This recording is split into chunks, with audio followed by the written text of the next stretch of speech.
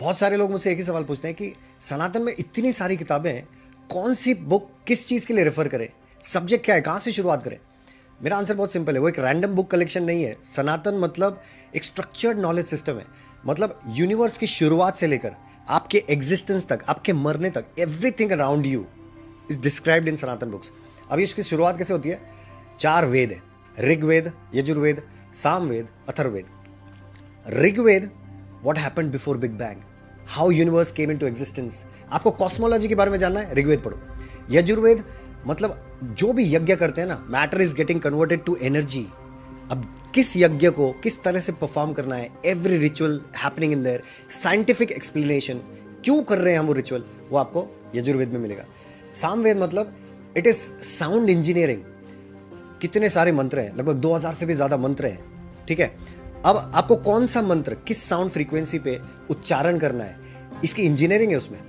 और वो उच्चारण करते हैं, 108 बार करते हैं, 500 बार करते हैं कंटिन्यूसली। जो आप उच्चारण करते हो तो एक रेजोनेंस फ्रीक्वेंसी क्रिएट करते हैं। वो रेजोनेंस फ्रीक्वेंसी यूनिवर्स की एग्जिस्टिंग फ्रीक्वेंसी के साथ मैच करती है, और फिर आपके बॉडी और ब्रेन में जो चेंजेस होने, जो अलाइनमेंट होनी है यूनिवर्स के साथ, वो होती है। तो साउंड इंजीनियरिंग सामवेद।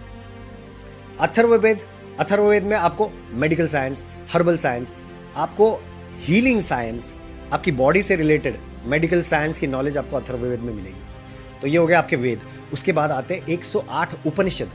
108 उपनिषद, उसमें यही डिस्क्राइब्ड है कि मैं कौन हूं, यूनिवर्स कौन है, how an observer is completely related to universe. If there is observer only then universe exist. Quantum physics भी ये बोलती है, ऑब्जर्वर है तो इलेक्ट्रॉन वहां पे प्रेजेंट है, ऑब्जर्वर हटा वो गायब। रैंडम सिलेक्शन नहीं कर सकते, you have to observe and you have to feel the universe.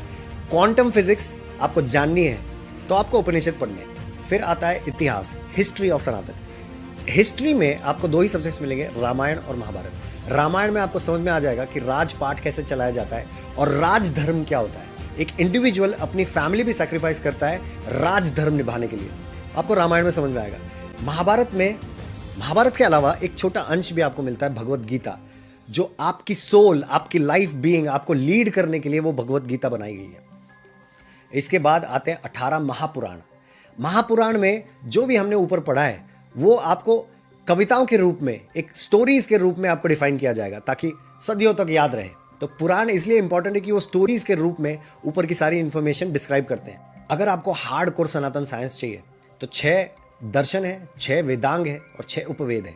6 दर्शन में तो आपको लॉजिक, एटॉमिक थियरी मिलेगी। अणु परमाणु आपने सुना होगा, हजारों साल पहले लिखा हुआ है। एटॉमिक थियरी आपको अभी समझ में आएगी कि भाई इलेक्ट्रॉन क्या है, प्रोटॉन क्या है, आपको सब कुछ 6 दर्शनों में मिल जाएगा जो हजारों साल पहले लिखा है। तो उन्होंने हमारा ही पढ़ के हमें चिपकाया है, it is well understood now. तो जब कोई आपसे बोले कि सनातन में क्या पढ़ना चाहिए, तो आप उससे ये सवाल करना कि आपको जानना क्या है। आपको अगर यूनिवर्स के बारे में जानना है तो ऋग्वेद पढ़ो। आपको अगर सन कितनी दूर है, अर्थ इतनी दूर कैसे है, अर्थ इतनी डिग्री पर टिल्टेड कैसे है, चांद इतनी दूर क्यों है, बाकी ग्रह कितने डिस्टेंस पे हैं और कैसे उनके चक्कर काट रहे हैं, जुपिटर 12 साल में एक चक्कर कैसे काट रहा है, इस सब की कैलकुलेशन चाहिए तो सूर्य सिद्धांत पढ़ो। सारी किताबें अपनी डिफाइंड है, ये कोई रैंडम बुक कलेक्शन नहीं है। हमारा सनातन एक स्ट्रक्चर्ड नॉलेज सिस्टम है हमारी भलाई के लिए, और हम इसको नकार रहे हैं, विदेशी किताब पढ़ रहे हैं और बाकी कम्युनिटी के इन्फ्लुएंस में आ रहे हैं। Let's learn about our own books and stay fit and stay healthy. I'll be back with such other information next time. Take care. Thank you.